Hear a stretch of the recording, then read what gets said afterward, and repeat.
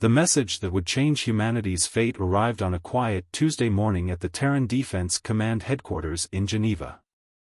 Admiral Isabella Santos stood before the holographic display, her weathered face illuminated by the soft blue glow of classified transmissions streaming across the screen.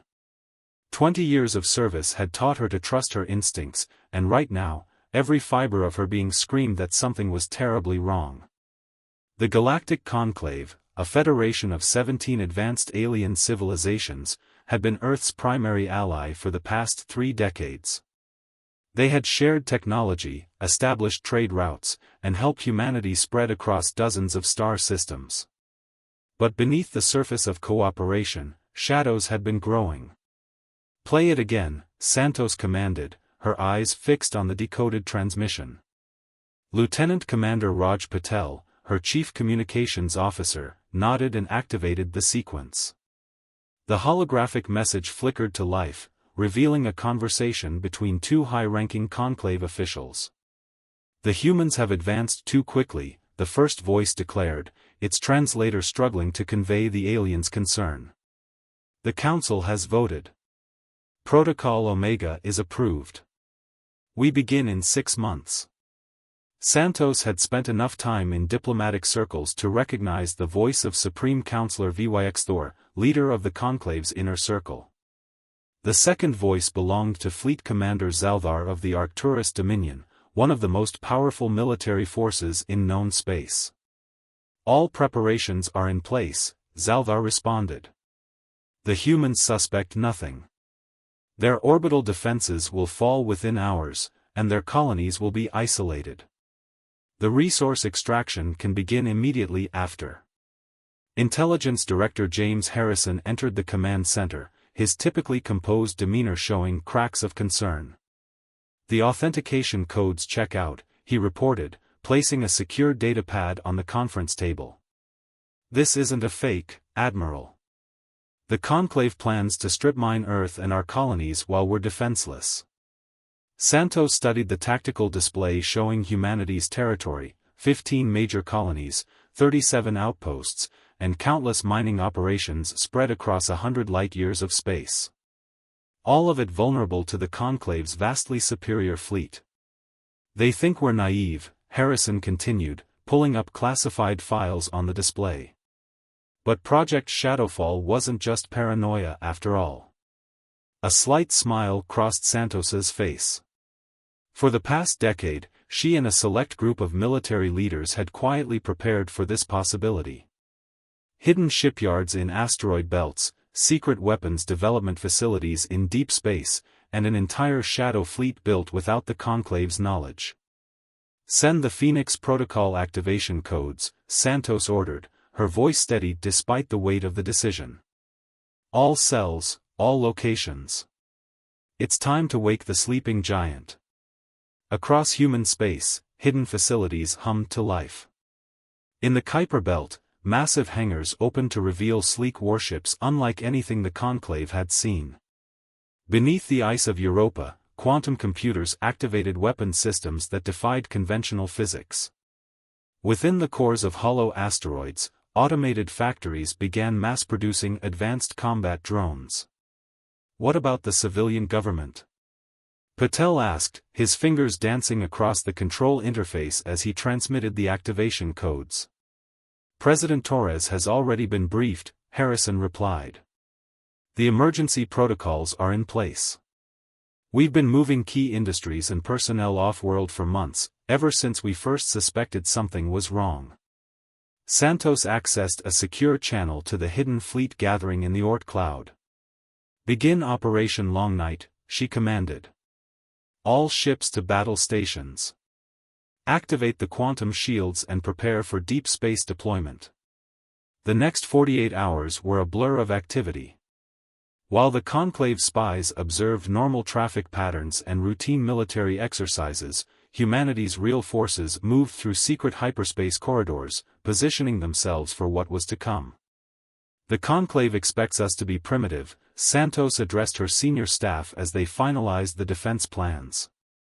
"They've shared only carefully controlled technology, always keeping what they thought was a safe advantage.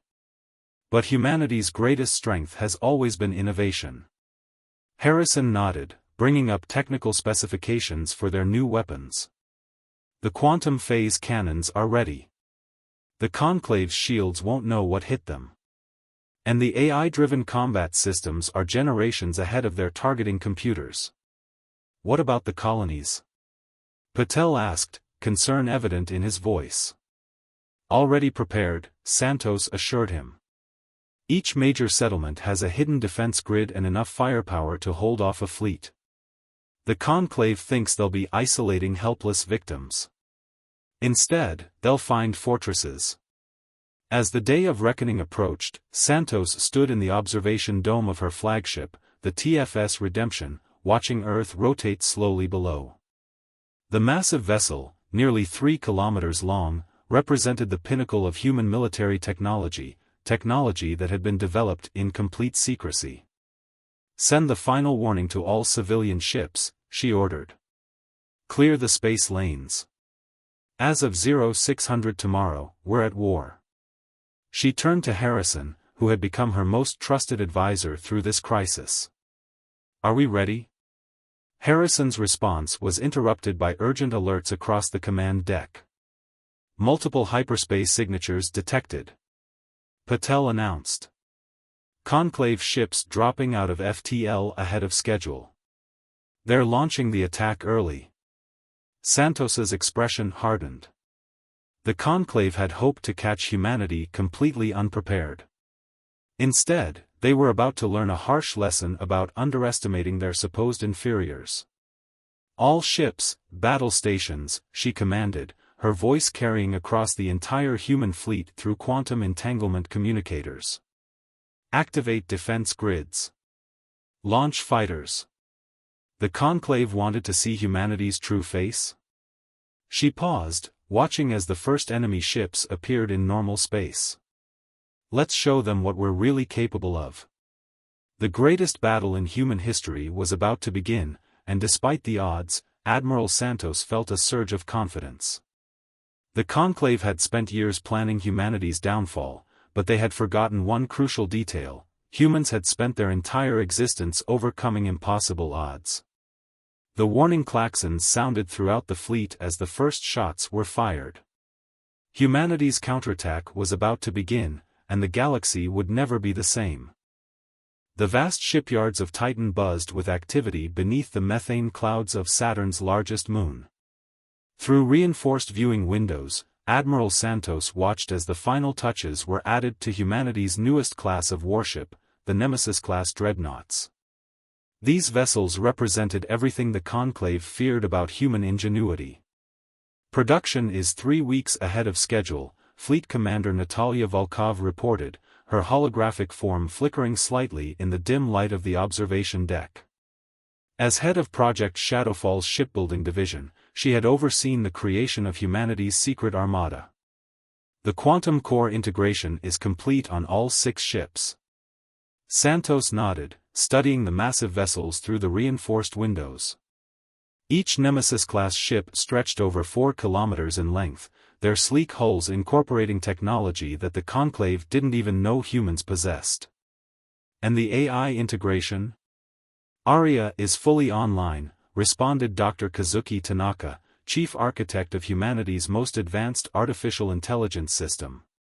His avatar appeared alongside Volkov's, displaying real-time diagnostics of the neural networks that would give human ships unprecedented combat capabilities. She's already running battle simulations at a rate of 10,000 per second. The Conclave's tactical computers won't be able to keep up.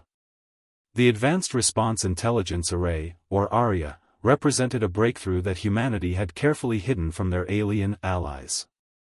While the Conclave relied on conventional computing systems, humans had developed true artificial intelligence that could adapt and evolve in real time during combat. Show me the latest intelligence, Santos commanded, and the holographic display shifted to show movement patterns of Conclave forces throughout the galaxy.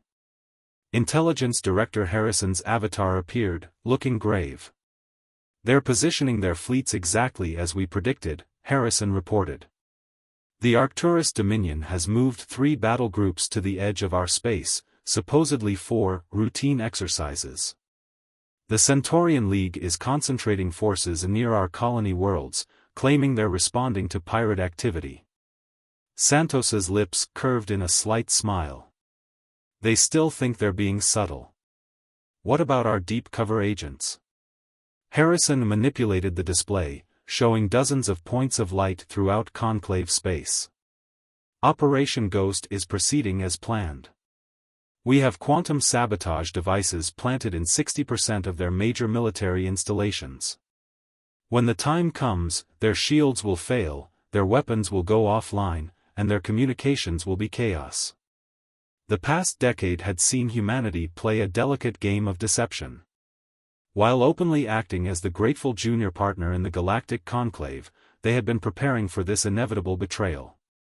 Every piece of technology shared by the aliens had been studied, improved upon, and often completely reimagined by human scientists. Update from Luna Base, Commander Patel's voice cut through the strategic discussion. The quantum entanglement network is fully operational. All colonies are now linked with zero-lag communications that the Conclave can't detect or interrupt. This was perhaps humanity's greatest achievement, a communication system that operated outside normal spacetime, impossible to jam or intercept. The Conclave believed humans were still reliant on conventional FTL communications, with all their limitations and vulnerabilities. What about the civilian population? Santos asked, turning to face the hologram of Governor Diana Martinez, head of the Emergency Response Council. The evacuation protocols are running smoothly, Martinez reported. Key industrial centers have been relocated to hardened bunkers. Critical personnel are being moved to secure facilities. As far as the Conclave's observers can tell, it's all routine movement and standard infrastructure updates. Santos moved to another viewing window, this one overlooking the massive underground complex that housed Project Shadowfall's Research and Development Division. Below, she could see the prototype of humanity's most closely guarded secret, the phase shift drive. Dr. Victor Ramon, the project's lead scientist, appeared in the holographic display. The phase drive tests exceeded all expectations, he reported with barely contained excitement. We can shift entire battleships partially out of normal spacetime. Their weapons will pass right through our ships while we can hit them at will. The technology was revolutionary, and completely unknown to the Conclave. They believed humans were still struggling with basic gravitic drives, unaware that human scientists had cracked the code of dimensional manipulation. Time check, Santos commanded. 36 hours until the Conclave's planned attack, Harrison responded. Though given their recent movements, I suspect they might move earlier. Santos nodded, her mind already racing through contingencies. Begin Phase 2 of the evacuation. Activate all sleeper cells. I want our sabotage teams in position within 12 hours. The next day passed in a blur of preparation and positioning. Throughout human space, civilian ships continued their normal routes while military vessels moved secretly through dimensional corridors. The Conclave spies reported nothing unusual, exactly as planned.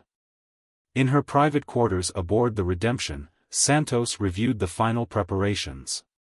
The holocom buzzed with a priority message from President Torres.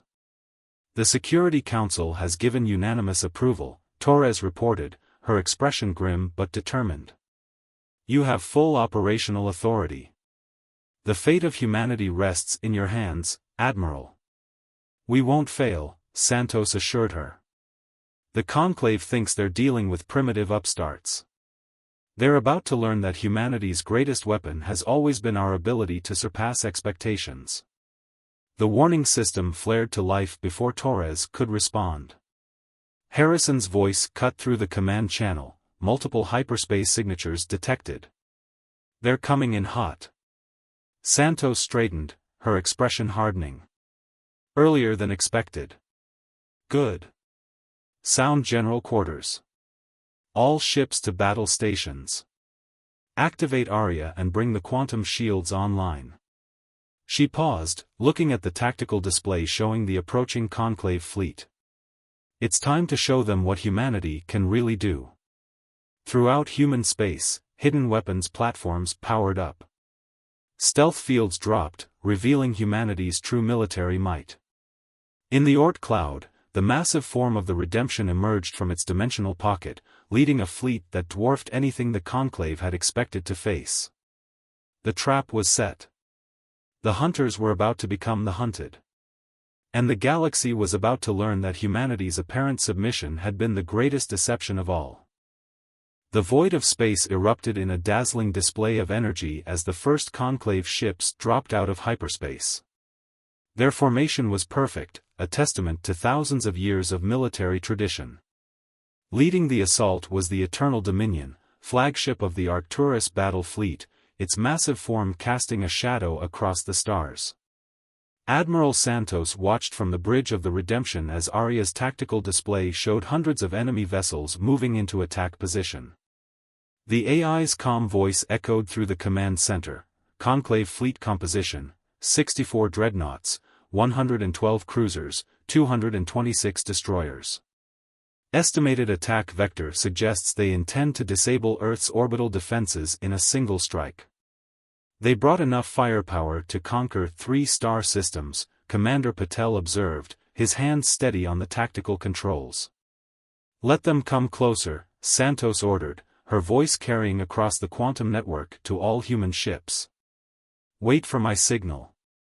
The Conclave fleet moved with supreme confidence, their sensors showing only Earth's known orbital defenses, primitive satellites and a handful of patrol ships.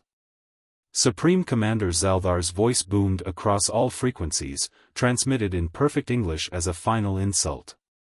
People of Earth, your resistance would be futile. Submit to the authority of the Galactic Conclave. Your resources and territories will be requisitioned for the greater good of the galaxy. Comply, and you may survive as a protectorate species. Santos allowed herself a small smile. Arya, initiate Operation Thunderbolt. All ships, execute attack pattern Delta 7. Space itself seemed to tear open as humanity's hidden fleet phased into normal space. The Redemption led the charge, its massive form materializing less than 10 kilometers from the Eternal Dominion. Around it, over 500 warships appeared simultaneously, their quantum shields glowing with contained power. By the eternal stars, Zalthar's voice cracked with shock. Impossible. This is Admiral Isabella Santos of the Terran Defense Force, her voice cut across all frequencies. Here's humanity's response to your generous offer. The Redemption's phase cannons fired first, the quantum-enhanced beams passing through the Eternal Dominion's shields as if they didn't exist. The massive alien flagship's hull erupted in a series of devastating explosions. All ships, engage at will, Santos commanded. Show them what humanity can do. The battle erupted across 1,000,000 kilometers of space. Human fighters, piloted by both AI and living crews, swarmed through the Conclave formation. Their phase shift technology allowed them to literally fly through enemy vessels, dropping quantum charges inside enemy ships before rematerializing in normal space. Multiple Conclave vessels attempting emergency jumps, Arya reported. Activating dimensional anchors. The secret weapons that humanity had planted throughout the sector came online, creating a localized field that prevented faster-than-light travel. The Conclave fleet was trapped. Bring us alongside their command ship, Santos ordered. Commander Patel, target their engineering sections. Let's show them exactly how primitive our technology is. The Redemption's main batteries opened up, each shot guided by Arya's impossible calculations. Quantum-tipped missiles phased through enemy shields, detonating inside vital systems. The Conclave's vaunted defenses, developed over millennia, proved useless against weapons that operated outside normal spacetime. Admiral, Harrison's voice cut through the tactical chatter. Our deep cover agents report the sabotage operations are successful. Conclave military bases across 3 sectors are going dark. Their command and control network is in chaos. The battle continued for hours, but the outcome was never in doubt. Humanity's secret fleet, built with technology the Conclave couldn't understand, systematically dismantled the invasion force. Ships that had terrorized the galaxy for centuries fell to weapons they couldn't detect or defend against. Enemy fleet at 40% strength and falling, Aria reported. Detecting multiple reactor breaches. Their formation is breaking down. On the bridge of the Eternal Dominion, Supreme Commander Zalthar watched in horror as his mighty fleet was torn apart. How? He demanded over the command channel. You were primitives. We monitored your development. This technology shouldn't be possible. You monitored what we wanted you to see, Santos replied calmly. Humanity has a long history of exceeding expectations. Consider this a lesson in underestimating us. The battle reached its crescendo as the last of the Conclave's heavy warships attempted to break through the dimensional anchor field. The Redemption moved to intercept, its massive form casting a shadow over the fleeing vessels.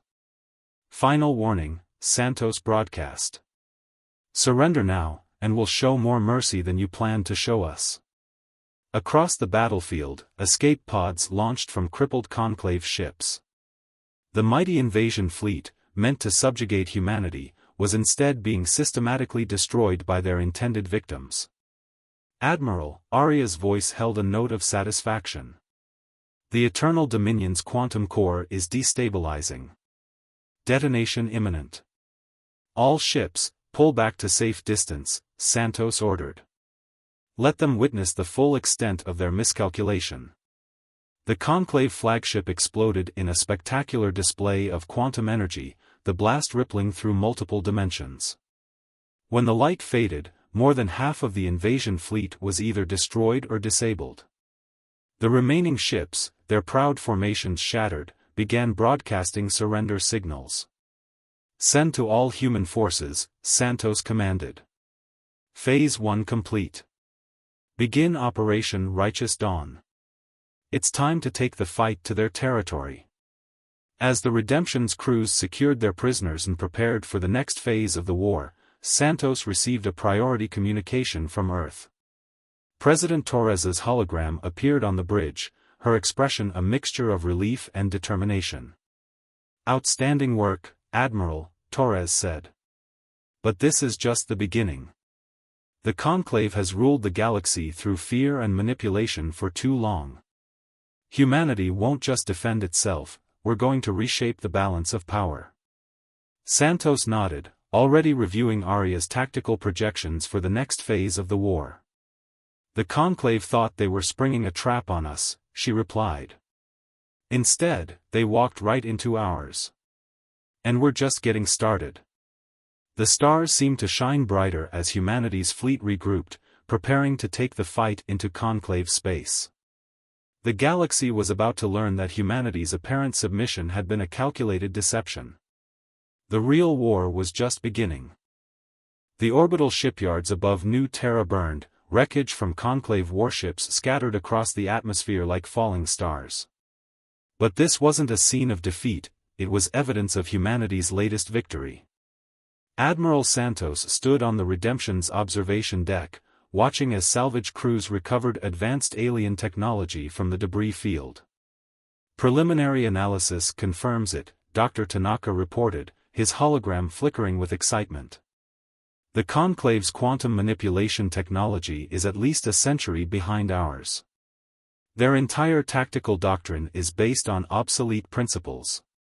3 months had passed since the initial battle at Earth, and humanity's counteroffensive had exceeded all expectations.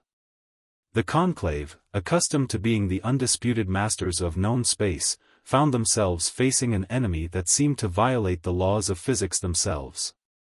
Show me the strategic overview, Santos commanded. Aria's holographic display expanded, showing the current state of the war. Nearly a third of Conclave space had fallen to human forces, their once impregnable defenses useless against phase shift technology. We've confirmed reports of uprising in the Centaurian sectors, Intelligence Director Harrison reported. It seems we weren't the only species tired of conclave dominance. The Drachnid Federation has officially broken away and is requesting alliance with Earth. This was perhaps the most significant development yet. The Conclave's iron grip on their member species was cracking, their aura of invincibility shattered by human victories. But Santos knew better than to celebrate too early. Status of Operation Shadow Strike, she asked, turning to Commander Volkov's hologram. Strike teams are in position throughout Conclave core worlds, Volkov reported. The quantum virus is ready for deployment. On your command, we can shut down their entire defense grid. The weapon represented the pinnacle of human cyber warfare, a virus that could propagate through quantum entanglement itself, infecting systems that weren't even connected to any network. The Conclave's arrogance in believing they had provided humans with only safe technology had been their undoing. Admiral, Arya's calm voice interrupted. Priority alert from the Arcturus sector. The Conclave has activated the Nexus Array. The command center fell silent. The Nexus Array was the stuff of legends, a superweapon capable of manipulating the fabric of spacetime itself.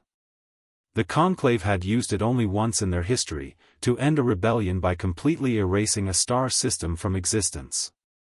Show me, Santos ordered, her expression hardening. The tactical display shifted, showing massive energy readings from deep within Conclave space. The array was powering up, its ancient mechanisms preparing to unleash devastation on an unprecedented scale. They're desperate, Harrison observed. Using the array violates their own most sacred laws. It also proves we've got them running scared, Santos replied. Arya, tactical analysis? The array requires 6 hours to reach full power, the AI responded. Its quantum signature suggests it operates on principles similar to our phase shift technology, but far more primitive. I estimate an 87% probability that our quantum shields can counter its effects. Santos nodded, already formulating a plan. Contact President Torres. We're initiating Operation Deadbolt ahead of schedule. Within hours, the Redemption led a massive fleet toward the heart of Conclave space. But this was merely the visible part of the attack. Throughout enemy territory, hidden human agents activated quantum beacons, creating a web of dimensional distortions that would prevent the array from targeting any human worlds. Enemy fleet approaching, Patel reported. 500 vessels, including designs we've never encountered. They're pulling ships from their ancient reserve fleets. Let them come, Santos replied. Arya, execute Battle Plan Omega. All ships, prepare for dimensional shift. The space battle that followed would be remembered for centuries. The Conclave deployed technology they had kept hidden for millennia, temporal weapons, gravity bombs, ships that could duplicate themselves. But humanity had spent decades preparing for exactly this scenario. The Redemption led the charge, its quantum shield shrugging off weapons that could crack planets. Human ships phased in and out of normal space, striking from impossible angles. Arya coordinated the entire fleet with inhuman precision, turning the battle into a deadly dance of technology and tactics. Nexus Array power levels at critical, Arya announced. Firing sequence initiated. Now, Santos commanded. Activate the quantum virus. Throughout Conclave space, hidden programs awakened. Their most advanced systems, their greatest weapons, even the mighty array itself, all infected in an instant by code that propagated through quantum entanglement itself. The array's energy readings fluctuated wildly as the virus took hold. The massive construct, built to reshape reality itself, began to turn against its masters. Emergency shutdown procedures failed as Arya took control of its systems. Message from the Conclave High Council, Harrison reported. They're requesting a ceasefire. Santos allowed herself a grim smile. Put them through. Supreme Counselor Thor's hologram appeared, his usual arrogance replaced by barely concealed fear. "Admiral Santos," he began, "perhaps we can discuss terms." "The time for discussion was before you planned to destroy our civilization," Santos cut him off. "But humanity is not cruel. We'll accept your surrender, with conditions." The battle ended not with a grand explosion or a heroic last stand, but with the quiet submission of an empire that had ruled the stars for 10,000 years. The Conclave's mighty fleets stood down, their weapons silenced by human technology they couldn't comprehend. As the Redemption's crew secured their victory, Santos received a private message from President Torres. "The war is effectively over," Torres said. "But our real work is just beginning. The galaxy needs a new order, one based on cooperation and mutual respect, not dominance and fear." Santos looked out at the stars, thinking of all that had been sacrificed to reach this point. "The Conclave thought they were superior because of their ancient technology," she replied. "They never understood that humanity's greatest strength isn't our weapons or our ships, it's our ability to imagine a better future and work together to achieve it. The galaxy was entering a new era, and humanity would help shape it. Not as conquerors, but as guardians of a new way forward." The ancient halls of the Conclave's central chamber felt different now. Where once the massive amphitheater had hosted the deliberations of an empire that spanned the galaxy, today it would witness the birth of something new. Admiral Santos stood at the speaker's podium, her dress uniform adorned with the insignia of both Earth and the newly formed Galactic Alliance. 6 months had passed since the Conclave's surrender. The quantum virus had been deactivated, but its message was clear: humanity could have destroyed their civilization entirely, but chose mercy instead. "The final treaties are ready for ratification," President Torres announced to the assembled representatives of over 30 species. "The Galactic Alliance will replace the Conclave, with all member species having equal representation and rights." Supreme Counselor Thor, now serving as the transitional administrator of former Conclave space, rose to speak. "We underestimated humanity," he admitted, his voice carrying genuine humility. "We saw your rapid advancement as a threat, never realizing that your greatest strength was not your technology, but your capacity for forgiveness and vision for a better future." Aria's holographic avatar appeared beside Santos, a privilege that would have been unthinkable months ago, an AI addressed as an equal in the galaxy's highest council. "The integration of human and Conclave technology proceeds ahead of schedule," the AI reported. "The phase shift network now connects 90% of allied worlds, and the quantum shields protect all major populations." But perhaps the most significant changes were cultural. Throughout the galaxy, formerly suppressed species were emerging from the shadow of Conclave dominance.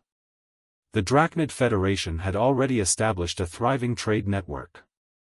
The crystalline Nexus beings, long thought to be merely servants, revealed themselves as brilliant philosophers and artists. "The transition hasn't been without challenges," Intelligence Director Harrison noted in his report. "Several former Conclave hardliners have gone into exile, taking what advanced technology they could salvage. They'll need to be monitored." Santos nodded, but her concerns lay elsewhere. On the massive display behind her, a real-time map showed the status of the galaxy's transformation. Green indicators represented worlds embracing the new order, yellow showed those still in transition, and red marked the few holdouts of the old regime. "We've discovered something interesting in the Conclave's sealed archives," Dr. Tanaka reported. References to something they called the Great Darkness, apparently the reason they became so focused on controlling all advanced technology. They feared another species would accidentally awaken it. "Then we'll face that challenge together," Santos replied. "As equals, not masters and servants." The ceremony proceeded with the signing of the Alliance Charter. Each species contributed something unique: human phase shift technology, Drachnid bioengineering, even the reformed Conclave's ancient wisdom. But the document's most important aspect was its first article: "All sentient beings are created equal, with inherent rights that cannot be abridged. Later, on the observation deck of the Redemption, Santos watched the celebrations taking place on thousands of worlds simultaneously, linked by quantum communications. Commander Patel joined her, carrying a data tablet. "The first joint fleet exercises are scheduled for next month," he reported. Former Conclave commanders working alongside human officers, sharing tactical knowledge. "Did you ever imagine this when we first discovered their betrayal?" Santos smiled, remembering the dark days when humanity had prepared in secret for war. "We could have sought revenge," she said. "Instead, we chose to build something better. That's always been humanity's real strength, not just surviving adversity, but using it as an opportunity for growth." "Admiral," Arya interrupted, "long-range sensors are detecting unusual quantum fluctuations from beyond the galactic rim. Initial analysis suggests they match the patterns described in the Conclave archives regarding the Great Darkness." Santos straightened, her expression determined. "Well, it seems the galaxy still has challenges for us to face. But this time, we'll face them together." She turned to Patel. "Alert the Alliance Council. Whatever's out there, we'll be ready." The Redemption's engines hummed to life as celebrations continued across known space. Humanity had not only survived betrayal but had turned it into an opportunity for unprecedented cooperation. The future remained uncertain, but for the first time in galactic history, all species would meet it as equals. President Torres's final words at the ceremony seemed particularly poignant now.